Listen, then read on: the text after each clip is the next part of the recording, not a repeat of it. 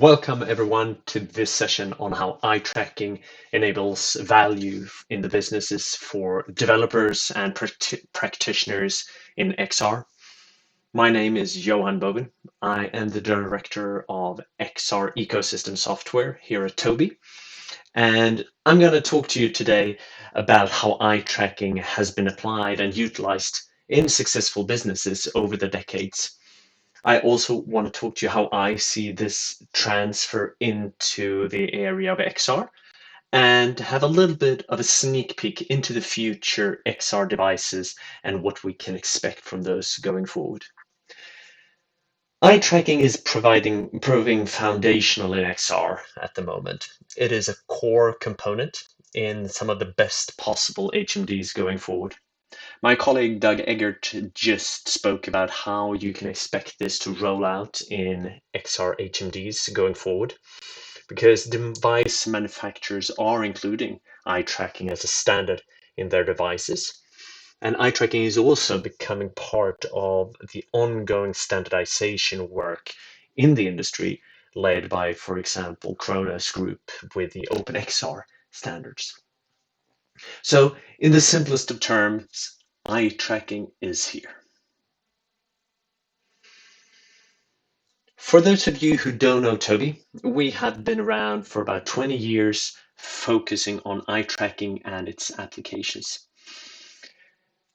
Our vision has always been that eye tracking will become an integral part of all man-machine interfaces simply because it gives such a broad channel of communication with utilizing eye gaze, both in terms of controlling our machines and in helping our machines understand us better.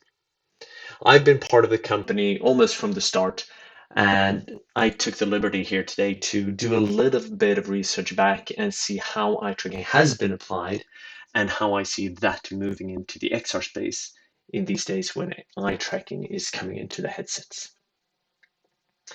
Eye tracking per se has been around for quite a long time. It's probably close to 100 years since the first manual eye tracker started. Simply a picture with a hole in the middle and a physician observing a patient through that hole to see where the eyes moved. Then over time, these have become automated machines. First, very expensive ones for research and the like, but as time has gone on, and especially in the last 2 decades, eye tracking has made it into more and more affordable devices.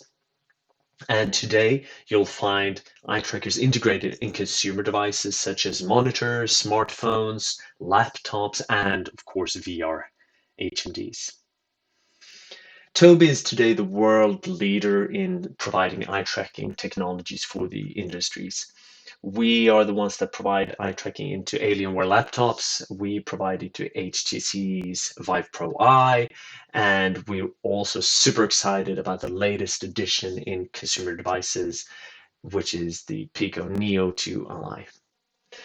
Also, eye tracking from Toby is integrated into future devices and in reference designs by Qualcomm that target those future devices, which is a really, really strong position, I think, to have going forward. These devices that you see here and the ones coming out, they include eye tracking because it brings value to developers and it brings value to practitioners. With eye tracking, you can create more immersive experiences and bring actionable insights into the fields of different types of analytics, diagnostics, and therapeutic applications. So eye tracking really is an integral part of the XR hardware, and it is also because it simply makes the device better. Eye tracking has a core role to play when a device manufacturer balances the very needs for cost, power consumption, and processing power. One of the core ways eye tracking is utilized here is by driving foveated rendering, so the ability to focus graphics resources exactly on the small point where the eye is actually directing. This helps with battery time and GPU power, heat consumption, and those associated areas, and it does all this while enabling and maintaining the modern high-level graphical user experiences that we're all getting used to. And last but not least, as 5G enters the XR scene, having eye tracking is needed to run foveated video transport over the networks and really leverage the full capabilities of the edge. But today I want to talk mainly about the applications of eye tracking, and I want to focus on what eye tracking brings to the community of developers and practitioners in XR. And since eye tracking actually has become a feature that we can see in headsets, that's sort of undisputed, I thought it would be interesting to look back at the areas where eye tracking have been used previously outside XR and see how we can extrapolate that into the technology shift that we see happening in HMDs today. So if I look back at the areas where Toby has been active and where eye tracking has been adopted over the last decades, gaming is probably the first one that comes to mind. Toby eye tracking is supported in over 150 games today. Most of these come from the PC space where eye tracking has been adopted since quite a few years. But already now, even with the very few devices that we have had available lately, there are some VR titles coming out, which is super excited. And I know there's a bunch of colleagues of mine who eagerly got their hands on the new mods for Half-Life Alyx that were released by Valve not too far ago. So I'm really looking forward to see how that will develop as well. Secondly, but in some sense most importantly in very many ways, are the 60,000 voices eye tracking from Toby has provided to people with various severe disabilities around the world. This area of application with eye tracking in communication devices and assistive technology, this is really a place that have led us to push the boundaries for using eye tracking as an input modality. We have done this very much in collaboration with other partners in the industry, and I'm very proud about the changes that Microsoft did last year, where they actually added eye tracking and gaze control as a core input modality into the Windows stack. I found that being a huge testament for the power of this as a input device. And as many of you know, what goes into the OSs as assistive technology quite often hits it broadly for all of us in due time. There is also a very profitable field that we've seen through the years of using eye tracking in training and in assessments, and actually in any application that looks at measuring human behavior of some sort. This particular example that you see here is from the real world, where eye tracking is used to train and find experts in a casting plant.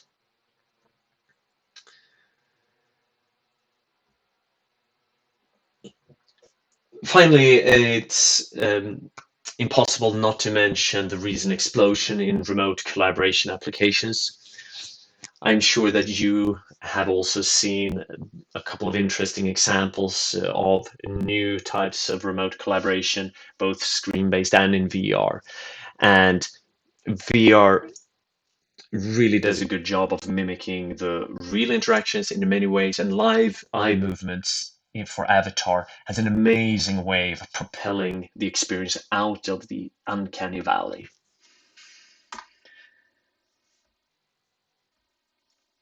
I really would have wanted to dive into all of these areas with you here today, but in the interest of time, I decided to focus on two of them that I find especially interesting here, given where we are in 2020 in general and where the XR industry is right now.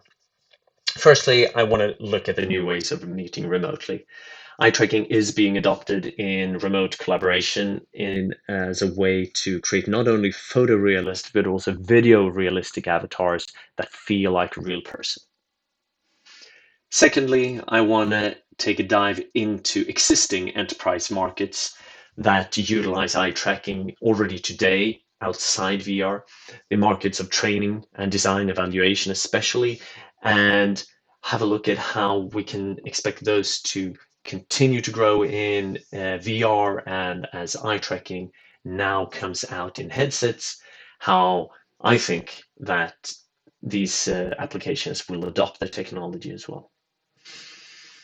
But before I jump into the business applications, I would want to take a minute to do a little bit of promotion for Tobys XR Zone and some of the showcases and starting points that I know have proven very, very valuable for any developers out there that want to dive into the new capabilities of upcoming headsets. On the Tobii Dev Zone, you'll find a comprehensive XR SDK that has proven very, very quick starting way for developers trying to apply eye tracking in various situations in XR. At Tobii, we're absolutely thrilled that the industry is picking this up, that developers out there are starting to experiment and integrate this into their experiences. And we thought we really should do our part here as well and share the experience that we have gotten and accumulated over the years by dog fooding our own technology. So what you'll find in these SDKs is really valuable tools, samples, showcases to get you kickstarted. And I highly encourage any developer out there who has a Vive Pro Eye or the new Pico Neo 2i to check these SDKs out.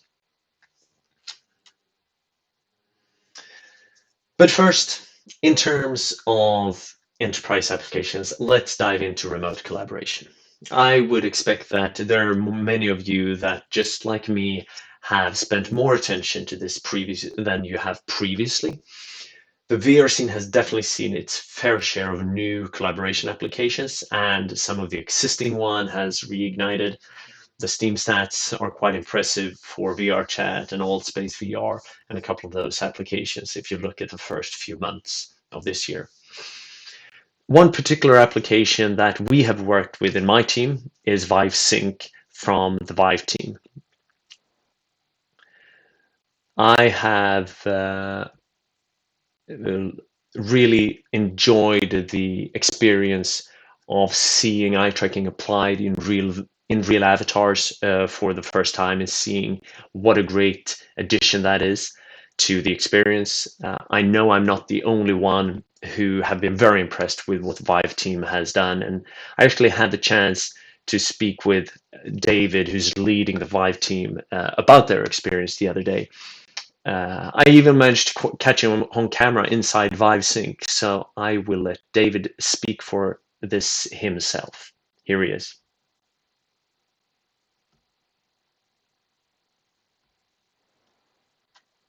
Hey everyone.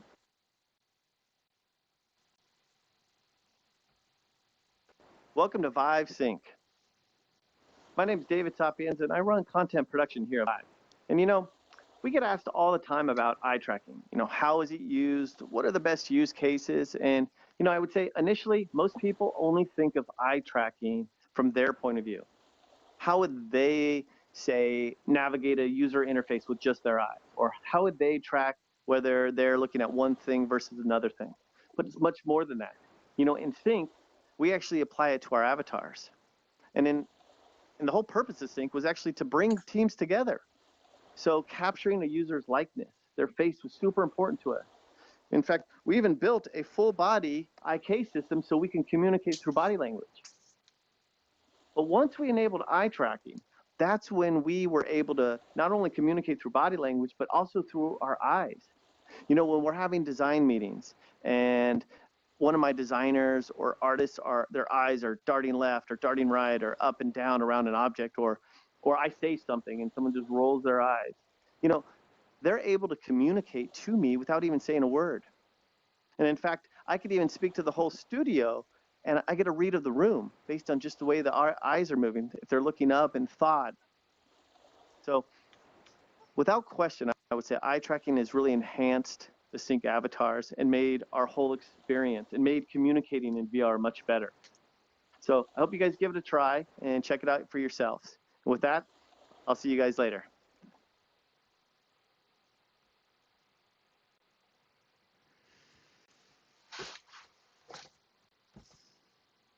Big thanks to David at ViveSync.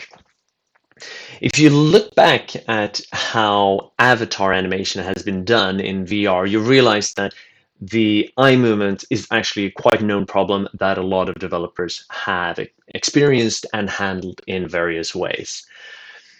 You can first of all show no eyes. That's what the Oculus team did in the very first avatars they had. They did a very, very solid job on what is a good avatar. And one of the conclusions was that you have to cover their eyes because otherwise they look really, really strange. That is true if you start having really humanoid avatars. You can avoid that in the way that Steam did in their avatars as well. You make cartoony avatars with big bulging eyes that are fixed straight forward, but they still look very friendly and happy as long as you do the cartoony part right. A couple of years later, Facebook and Oculus started doing more realistic avatars, still somewhat cartoony-like, but they added emulated eye movements into the mix. You can see on the one down here that the eye movements look reasonably good a large part of the time, but every once in a while you get a very weird feeling about a glance that goes completely the wrong direction. So that's really why the ViveSync avatars become so realistic. The the change that gives, if you compare to the old ones, is absolutely amazing. And like David said, I highly recommend all of you to try out ViveSync if you have a chance. Referring back to our SDK on the Toby Dev Zone, here is one of the samples you'll find in that package. Here we've hooked up the blend shapes to the eye movements and drive both eye direction and some basic face movements with the eye tracking. And it looks pretty darn good just in that short clip as well.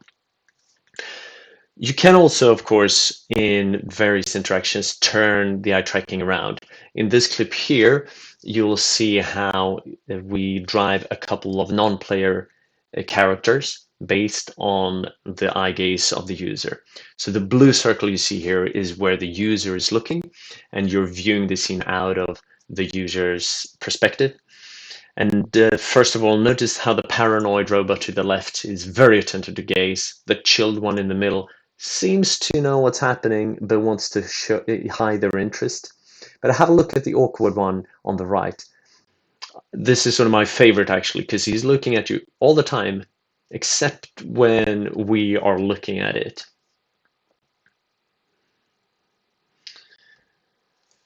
But again, the real magic in my mind happens when we gaze into the eyes of another person. I think the emotional response we get from that is something that we're so used to in our everyday interactions that we seem to take it for granted. But when you see it in VR, or rather when you see the absence of it in VR, then you really understand how fundamental eye contact is. So needless to say, one of the more powerful experiences we have on our dev zone as well is this short avatar scene. Just get in there, take a mirror and look at yourselves without eye tracking and with eye tracking. The difference is quite astonishing, actually. Moving on to the next application area of eye tracking, I want to talk a little bit about various enterprise applications and how eye tracking has been used historically, both outside VR and now lately inside VR. First of all, I want to mention our partner Bobbling, who is also speaking here in another session. They're part of the Bobbler group, and they work with serving large enterprises in creating custom digitized training programs for their employees. This here is an example of a safety inspection training for a large Scandinavian train operator. In this case, eye tracking brought this particular client a much higher level of security in what the training participants actually observe during the training, and that they don't just skip through it and attend. A second type of example that is very common is the area of immersive product design. Eye tracking has brought an objective tool to focus groups and collaboration about product design and product packaging design for a very, very long time. We even have our own group at Toby that over the years have provided services to clients like this in the automotive industry to help them show really how their audience is perceiving their products. And it's actually come so far that that is a whole business unit in itself for Toby. And a lot of the major brand owners in the world have eye tracking as a core tool in their toolbox when they go out and develop new products, new designs, test them all over the world with their teams and their focus groups, and then later when they roll it out live. And now with eye tracking becoming more accessible to these large companies, a lot of workflows are digitized, and more of these focus groups happen in VR, especially in times like this. Then I expect that we can see eye tracking being picked up very, very natural as a key piece in these type of applications. Finally, I also want to mention some of the businesses that we've seen out there using eye tracking in explicit training. This particular case that I showed you earlier is from a live session where eye tracking is actually worn in the live case. This is from a casting plant where they have identified expert casters based on partially on their eye movements and how they focus their attention during their task. Then they identify novices who have a different type of gaze pattern and different results in the factory. And then they can combine those two together and use the experts and the visual attention of the experts as a way of teaching novices how to perform the tasks in a more efficient way and in a safer manner than previously.